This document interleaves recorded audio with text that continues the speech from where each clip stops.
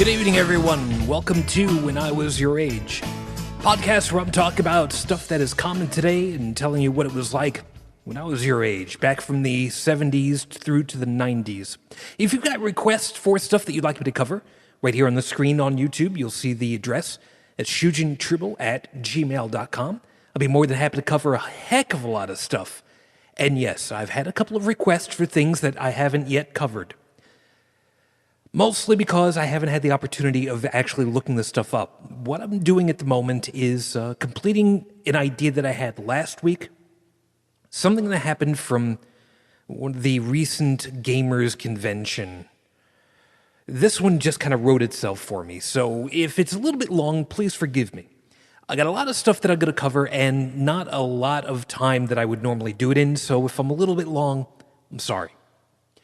What had happened this past week, some of you are full well aware of it, was a little gamers convention, E3. Some of you might have heard about it, and all of the different groups that were saying, hey, look at me, we've got our new unit. And by unit, I mean game console. Because, game consoles are still going, even though they date back to, well, quite a ways away from here. The console wars now are basically fought out between three different groups, for the most part. You're not going to see very much past that unless you try really hard in, like, the secondhand shops.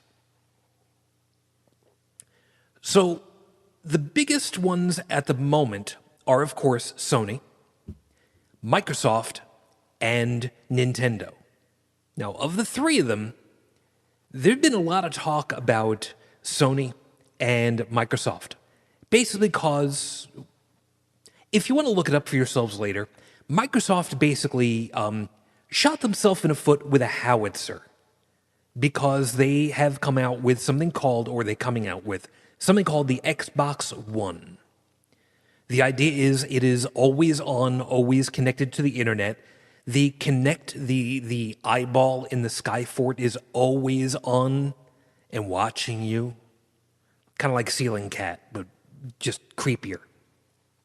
You can't play it unless it's online and hooked up. And one of their big execs actually said in an interview directly, if you want to do first-person stuff and not be online, we have a product for you. It's called the Xbox 360. So for those of you that were paying attention to that, yeah, that was one of those moments where it was just like, really? Really? The best comment that I heard about it was from somebody who said, hey, Microsoft, you still have 9 more toes to shoot off. Whatever. Anyway. So Sony came out and talked about their new PlayStation 4. And the guy almost got a standing ovation when he was saying, we won't put up any special DRM on our games. If you want to sell your game or trade it or bring it over to a friend's, that's fine, no problem. You bought the disc, you own the game, take it, do it as you will. And they almost got a standing ovation for something as simple as, here's your game CD, you want to play it? Go right ahead. You want to play it first person and not hook it up to the internet? Go ahead. You want to bring it over to a friend's house? You want to sell it? Go ahead. Wow, amazing. Now, I haven't heard very much of what's going on with Nintendo at the moment, but that's okay, because we can kind of wait and see what happens. What I'm going to talk with you guys about is the console wars back when I knew them. So this is going back to the late 70s and early 80s. Now, some of these you're going to recognize, some of them you're not. The first one that I've got over here is this you guys who are watching, who are listening live, actually, you're not going to get to see these images, so you're going to have to wait and look it up over on YouTube later. But you guys here on YouTube, here it is. This is the first video game console that I can remember seeing in somebody's house. This triangular piece of, I don't even know what in the hell to call it sometimes. This was very weird. This is the Telstar from Coleco. It was built, there were a couple of different versions of it, but it was manufactured between 1976 and 78. And it started with Pong, and they had a simple console for it. And like I said, from 76, they had 14 different consoles that they built in that time frame. And they sold about 1 million units when all was said and done. Now, this triangular one that you see over here, my mother's friend had this in their house. And this was kind of a weird one. It had like I said, it was a triangle. On one side, it was a driving interface. On another side, it was kind of a dual dial Pong kind of thing. And on the final side, it had a light gun. So you could have a shooting kind of thing for it, which was kind of okay. It was cartridge-based, as you see here. The cartridges, of course, were triangular as well, and they fit on the top. They used a customized chip technologies. And for those of you that want the techie stuff, I'm going to give it to you also. So if you're not techie, don't worry. I'm going to go through it really quickly. For the techie guys, it was a customized MOS. Specifically, it was the MPS 7600 chip. Now, for most of us, that doesn't mean jack squat. Don't worry about it. It was able to run a basic processor, stored ROM. It was a very simplistic system, of course, as we would think of it now. The next one in the group is one of the more interesting and one of the more promising ones, which was by Magnavox. And this is the guy right here. The Magnavox Odyssey 2. In Europe, it was the Philips VideoPack G7000. In Brazil, it was the Philips Odyssey. And like I said, here in the United States, it was the Magnavox Odyssey 2 or the Philips Odyssey 2. It depends as to where you found it. And it was released in 78. And this was actually pretty impressive. The game console, as you see it here, it did use cartridges, but it also had a dimple keypad. And as you see over here, the video controllers that it had were separate on wire. And it was I don't know exactly how to describe it. It was what we would consider a joystick now. It had a single red button for fire and an 8-position throw switch, I guess is the best way to put it. If you watch the old Space 1999 series, every once in a while they would try to take remote control of the spaceships, the Eagles. And on the consoles, they would have these little toggle joysticks that they would move with a finger, and a very small, very delicate. Like I said, on YouTube you see it right there. And the good part about these, you will understand later with the way that they were designed.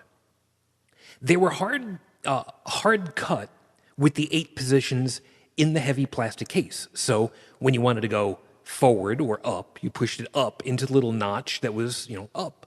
And conversely, down into the little notch down, left and right. And of course, top left, top right, bottom left, bottom right. And again, the joystick would fit into that groove wherever you wanted it to be.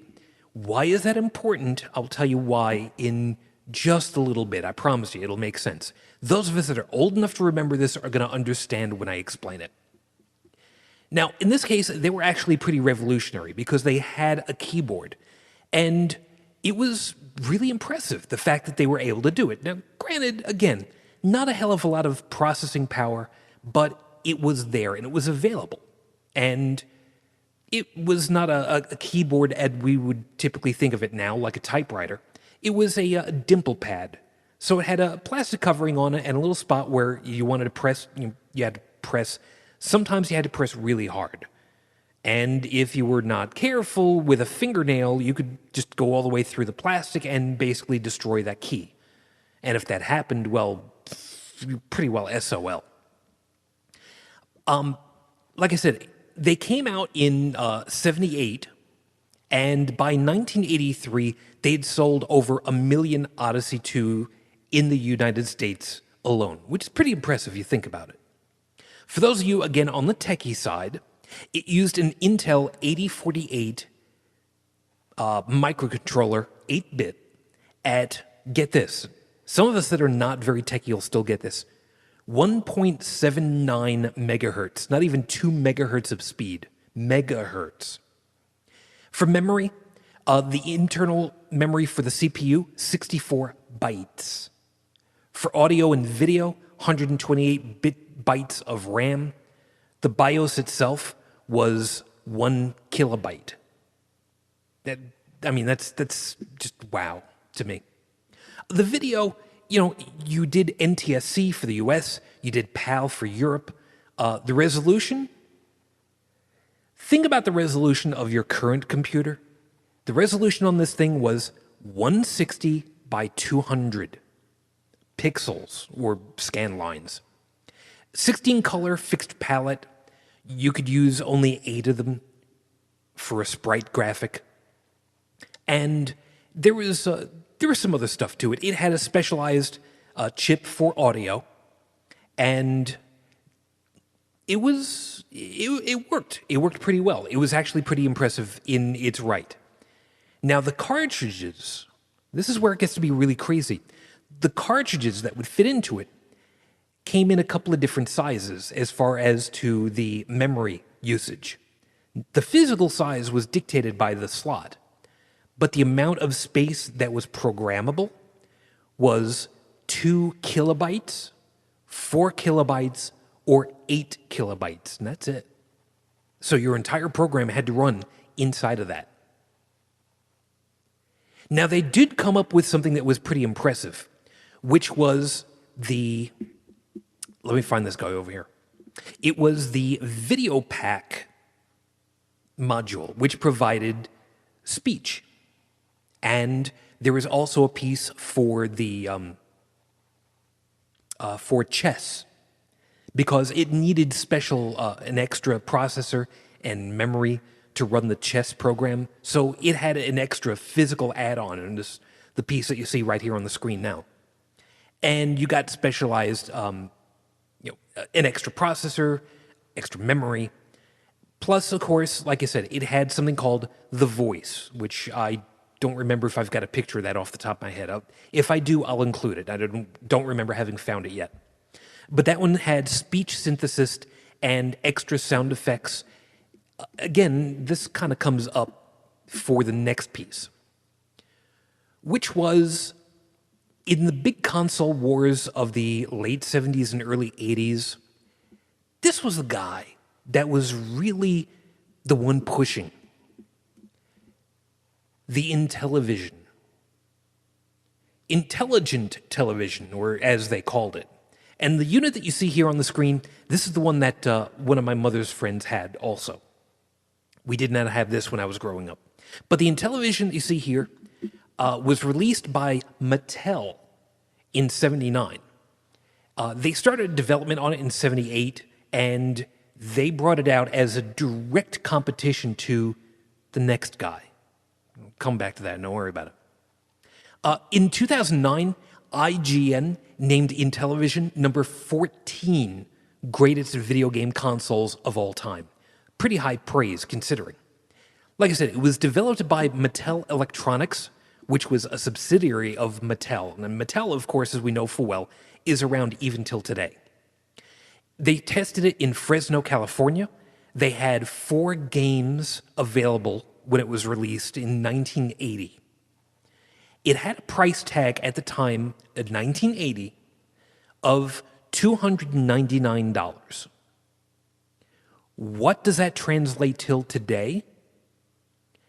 In today's dollars, $299 in 1980, today would be about $850. Think about that.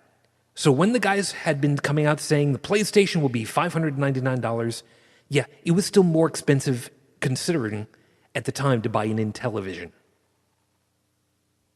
Anyway, it was actually released under different names. So it was rebranded a couple of times. Radio Shack had one version of it called the Tandyvision. It was the same unit.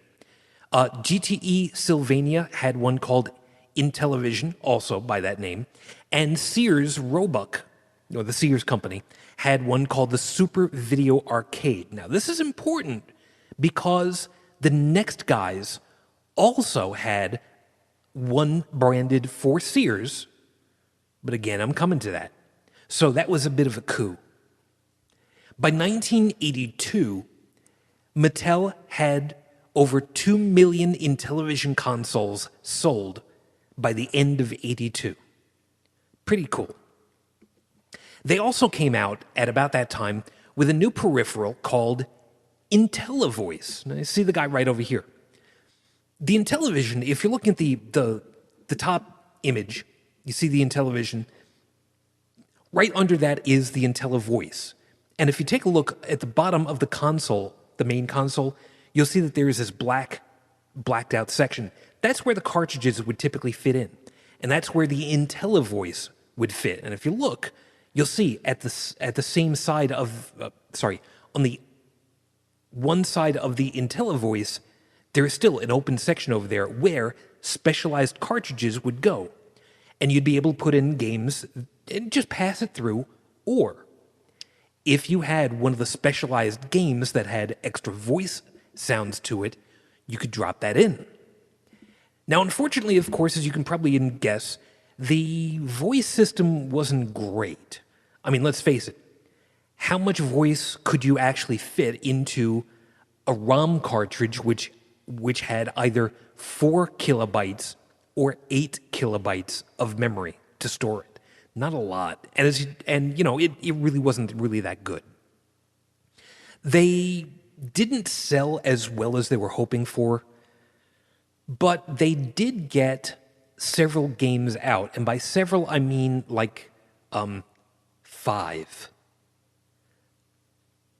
The games that came out, well, actually there were 4. The 5th one was called Magic Carousel. It was a kid's game. And it was made, but it was shelved because this thing was not selling worth squat.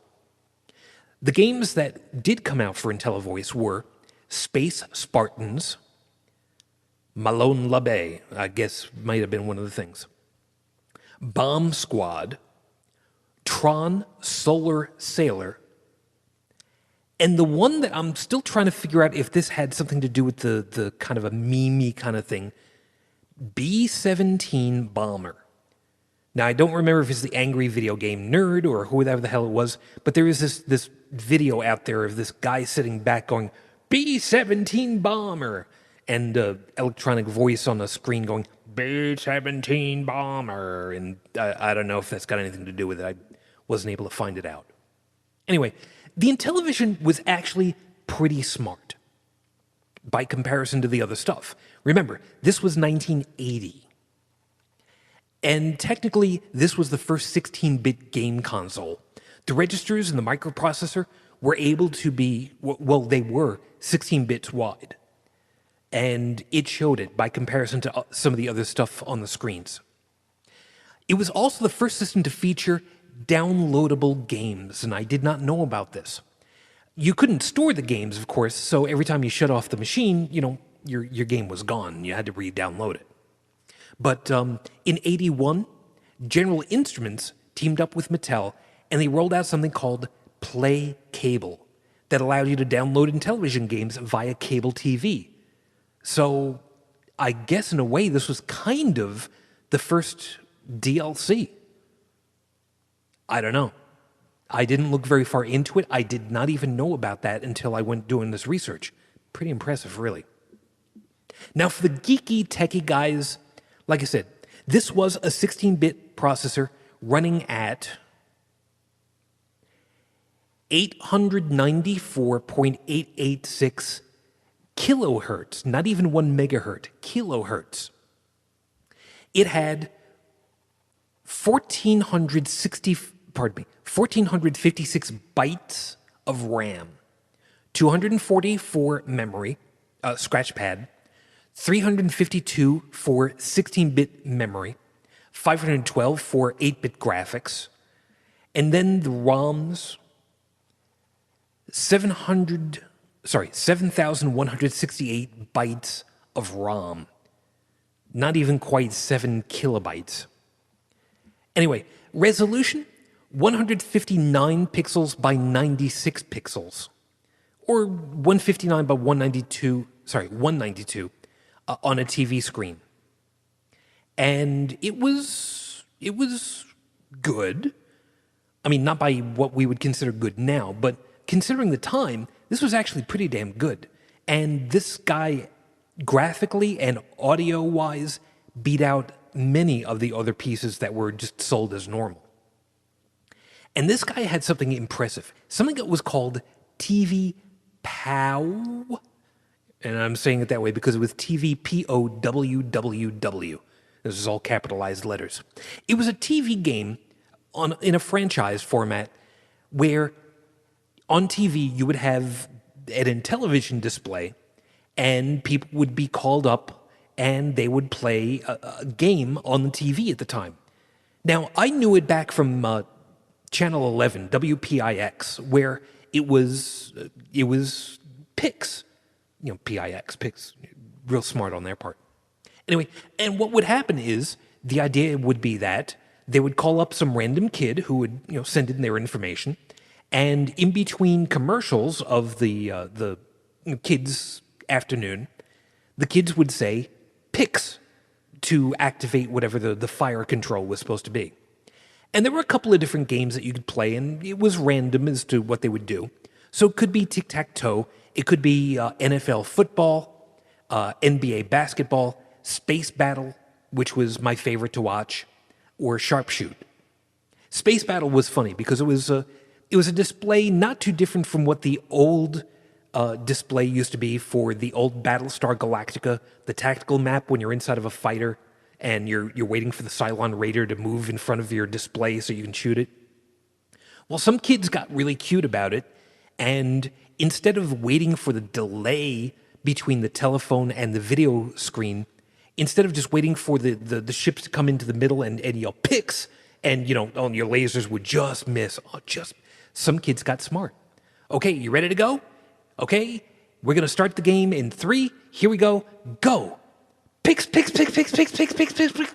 So, and until they passed out, so it was always shooting lasers, and you'd kind of do it that way.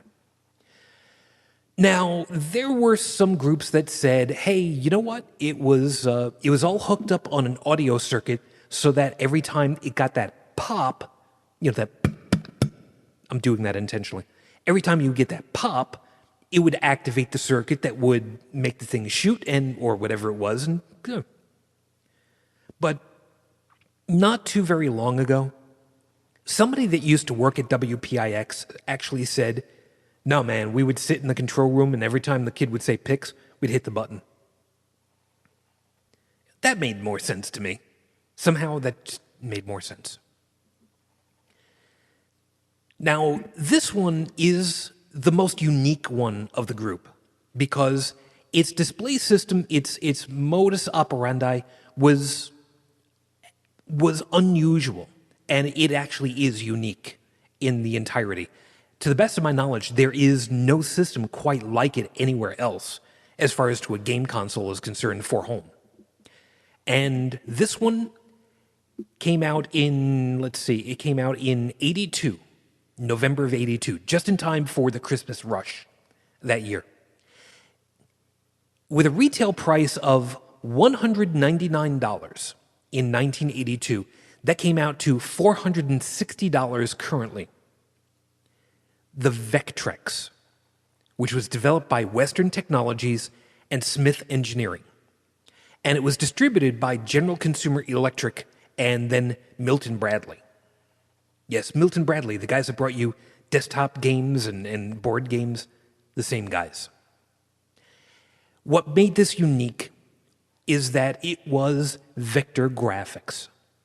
Instead of having a regular television where the scan lines are done across the screen and the raster gun, changed the intensity for black and white, and then eventually, it was colored pixels. This was just drawn on the screen. The vector graphics were only drawn where the stuff was supposed to be. So it was very unusual in this respect. And as you can see on the screen here, it had a very weird display. Instead of being wide format like we do now with, landscape type stuff, widescreen stuff, this was a very portraited kind of thing, as you can see. And it sold pretty well, considering that it was right before the video game crash of '83. Anyway, it was out for give or take about 2 years. And in '84, it was just no longer a thing, simply because the video game crash. For the techie guys, it had a Motorola processor, 68A Alpha 09, running at 1.5 megahertz. So almost double the speed of the Intellivision, which is pretty impressive if you think about it. It had 1 kilobit of RAM and 8 kilobits of ROM. The cartridges were very weird. They were huge by comparison. They were 32 kilobits 32 kilobytes of memory for the cartridges, for the games. And yes, it had a different sound processor and built-in everything. So instead of hooking this thing up to your television, it was its own unique, built-together system. And since there was no color involved, with your games, you got this little plastic overlay, like you see here on the screen right now, for... which game was this? This was for Blitz, which was a football game. So it was a green screen. So instead of having black and white, it was black and green on the screen for you. So you got something. Now, with the old video games in the arcades, there were a lot of games where they did this also. Space Invaders being most notable originally. And it was a black and white display, but they put a green gel so that, you had a green display. And eventually they ended up with green screens on their own, so whatever. But like I said, it was all its own unit. Now, what was funny about it that I found out was that one of the built-in games called Mindstorm, if you were able to make it to level 13, which no guarantees that you could because it was damn hard, on some machines, the game would crash. Now, it was tough enough to get there. But if you made it to level 13 and it crashed, and you wrote to the company, they would send you a new copy of the game, a new cartridge.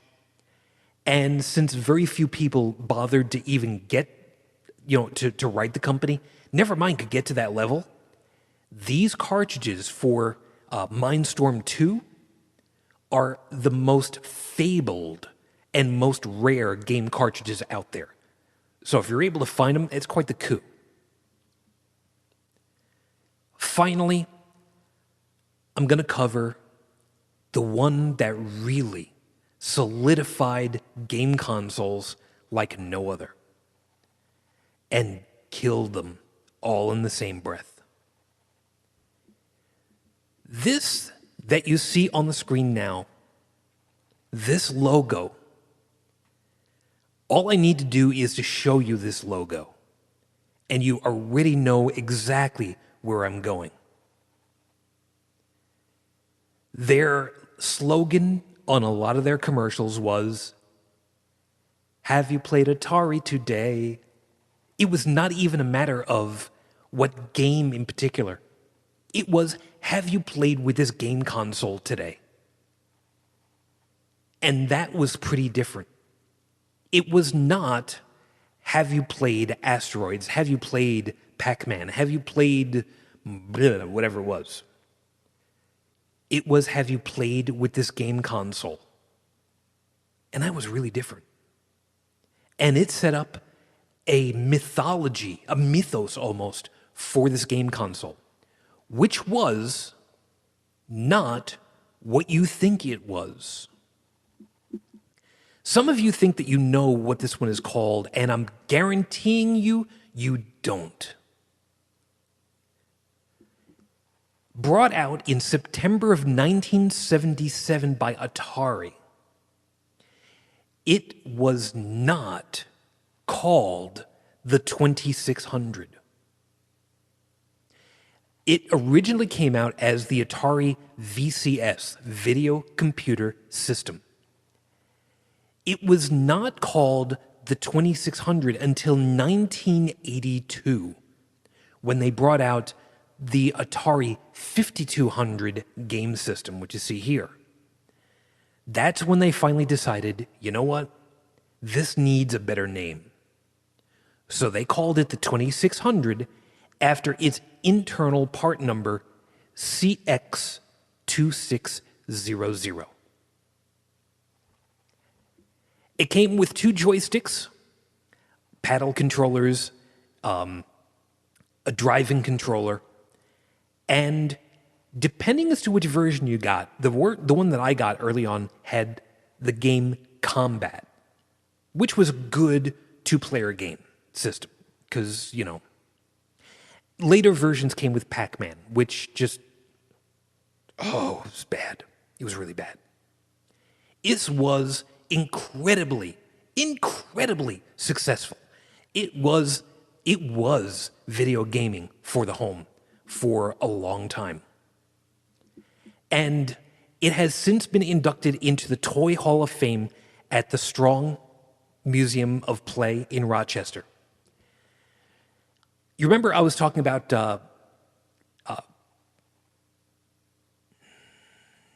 IGN. That was the name I was trying to come up with.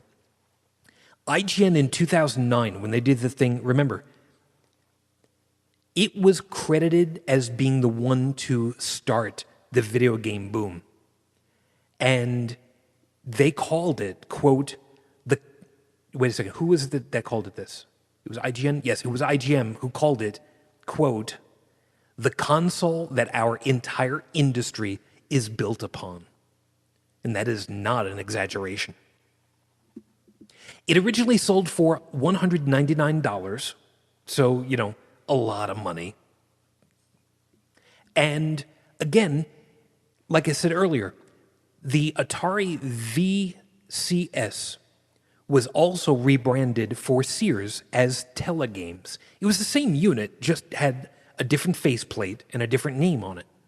The cartridges were sold by Atari as well as by Sears, and there were, of course, third-party cartridges that came out afterwards. But they were all for the same unit, because it was all the same hardware underneath it all. They sold, in '79, the VCS sold 1 million units in 1979 alone. That was a huge, huge year. They came out with their version of Space Invaders, which I had also, which was actually a decent rendition of it. And by January of '80, they were doubling their sales to over 2 million units. The systems and the sales brought in, where was it? In 1980, $2 billion in 1980. Comparable money today, that would be the equivalent of bringing in $5.7 billion just in one game console and the sale of the cartridges. That's a lot of money. And for the next 2 years, sales would double. By 1982, they had sold over 10 million units, 7 million copies of Pac-Man. And it was just amazing. Over 450,000 units in West Germany by 1984. In '82, the cost to build a unit was about $40 at the time, or about $113, $115 now. And they were sold for an average of $125 then, $355 now. They spent between $4.50 and $6 to manufacture each cartridge. Now that's about, give or take, about $20, a little under. And about $1 or $2 in advertising. So, $3 to $6 now. And they sold the cartridges for a retail of a little under $20, or about $50 now. Now, the original version, as you have on the screen right now, is the same version that I had when I was growing up. The original wood panel front, 6-switch front. This is the classic version that we know and love. And these original versions were built in California, and they were heavy duty. That's why some of them were called heavy woodies, because they had the wood grain finish on the front, and they were weighed down with extra stuff. And the RF shielding inside to make sure that the video display didn't interfere with the sound and vice versa, they were built heavy duty. Now, the following years, they had a couple of different versions of it, including, of course, the four panels, the four switch front panel. And these were pretty much the same guys, but they were not as well built. They were not as heavy duty, and made in Hong Kong, which was a little bit of a pain in the butt. They eventually also came out with a different version that has been since termed the Darth Vader, which is still the four-panel front, but instead of having the wood grain on the front, it was all flat black. Hence the reason why they called it, the Darth Vader. This version, this entire system really cemented Atari as the big-name guys in in video gaming, and cemented them in video game history. I mean, truly. The cartridges and their artwork now are really iconic. I mean, truly so.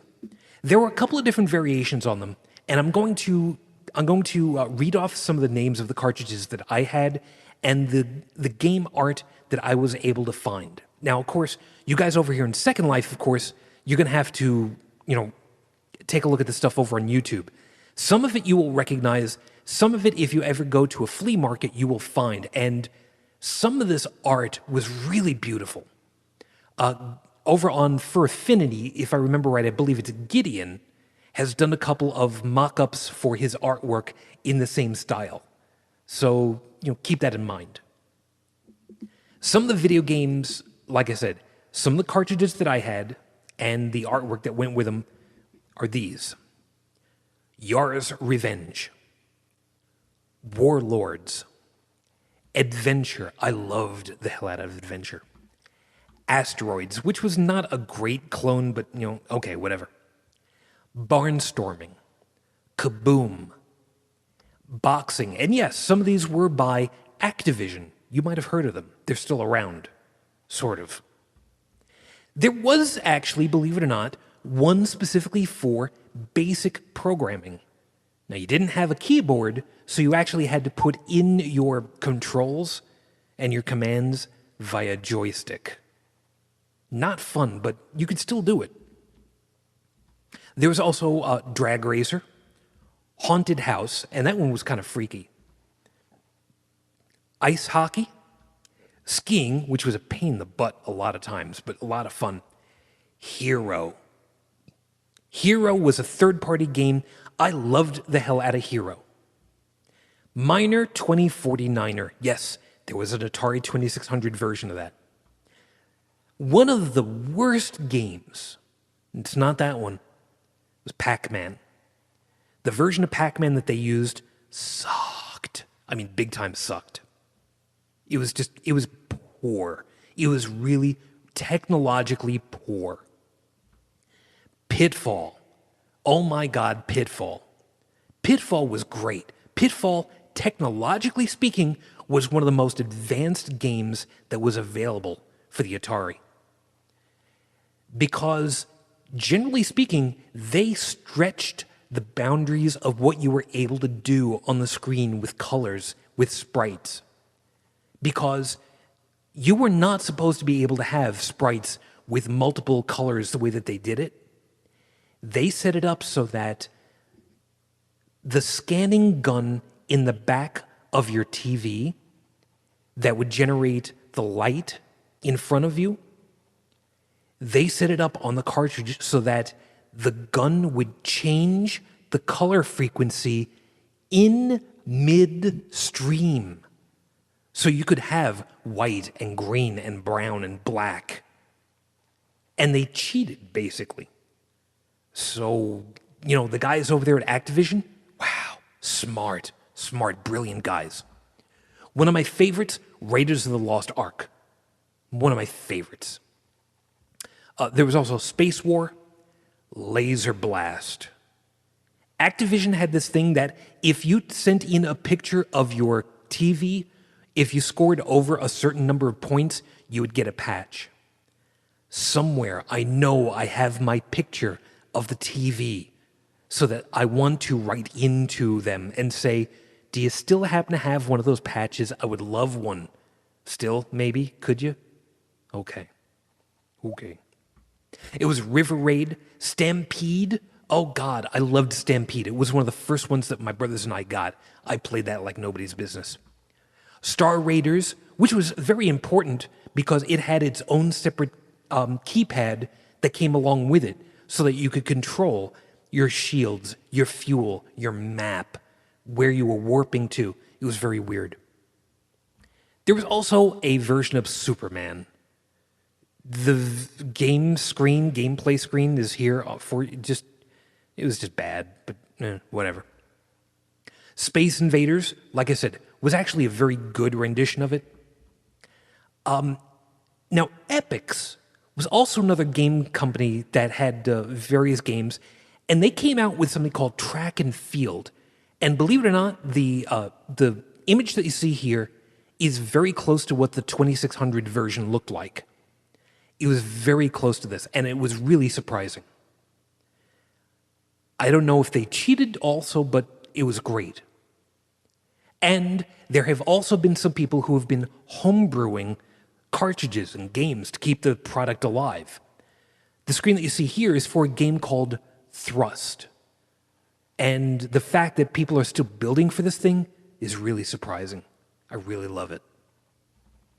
Now, I'm not going to go too much into the techie part of the game because it's really not that important any longer. But the one piece that I am going to talk about, because I mentioned it earlier, the game controllers. Now, kind of going back for a second, the game controller for the Intellivision is what you see on the screen right now. Yes, I'm backtracking a little bit because I want you to see this. The Intellivision controller had a keypad, and you could get little inserts for different games to slide into there to cover up the numbers and whatnot. And it had a disc that you would press in whichever direction. And, you could hold it into your hand, and you put your thumb on it, and you spin wherever you want it to be. Well, you wouldn't spin the disc, but you would move your thumb, and it would glide across the disc, and wherever your thumb was the direction that it was going to. And just like with the Odyssey 2, you couldn't do something called over control because it was pretty much, it was plastic. It was wherever it would go. Now, this is the Atari 2600 joystick, the original joysticks. These were a stick, nylon stick in the middle with a pin that it's set on top of with a cap, and it had a little disc that was connected on the inside, and it would hit little pressure sensors inside. Now, I'm not describing this very well, and I know that, and I'm sorry for that. But the problem with the design was, if you got into the game, and you always got into the game, you could over-control, which meant, and we do it even till today, you're holding onto the controller, and your whole body is going over, and you're grabbing, and you're just wrenching it over, and then, oh crap. And suddenly you couldn't turn to whichever direction that was. You could still go, for instance, you could still go up or down or to the left, and you could still fire, but to the right, no, you couldn't do that because it was broke. How do I know this? Because my brothers and I broke more of these controllers than I can tell you. We went through lots of these controllers. Until we found a different one by a different manufacturer where it didn't have that design problem. I don't remember which one it was. All I remember is after we got one of those controllers, we got a second one, and we never broke one of those controllers ever again.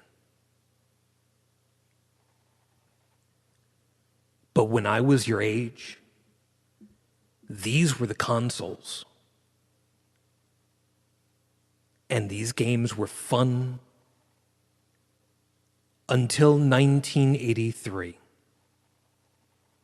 And this game came out.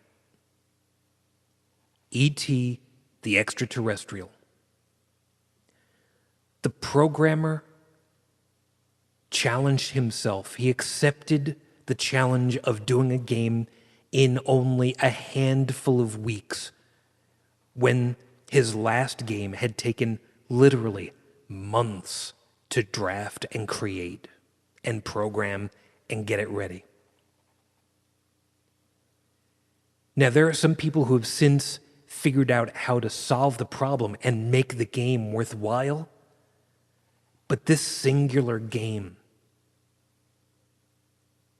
killed the consoles for the next few years. This is part of the reason why the Vectrex was gone in '84 and why Intellivision didn't continue on, or even consoles for the most part really didn't continue the way that we think of them at the time for several years. I mean, Atari came out with a couple of others, like I said, the 5200, the 78, the 400, the 800. The Commodore 64, of course, came along. But the game boom that we knew was no more. And I still find it really funny now, the way that people are yelling and screaming and yammering about what the console wars are like now. How much more resolution can you get? Can you get 5.1 Dolby surround sound stereo? And it's okay. Because I've said before, given the opportunity, I would still pit anybody who has never played adventure before up against it. Even if you've played Doom 3 in the dark, where you've got to worry about keeping a flashlight and you can only see a little section of the screen at a time, and God help you if something jumps at you from behind.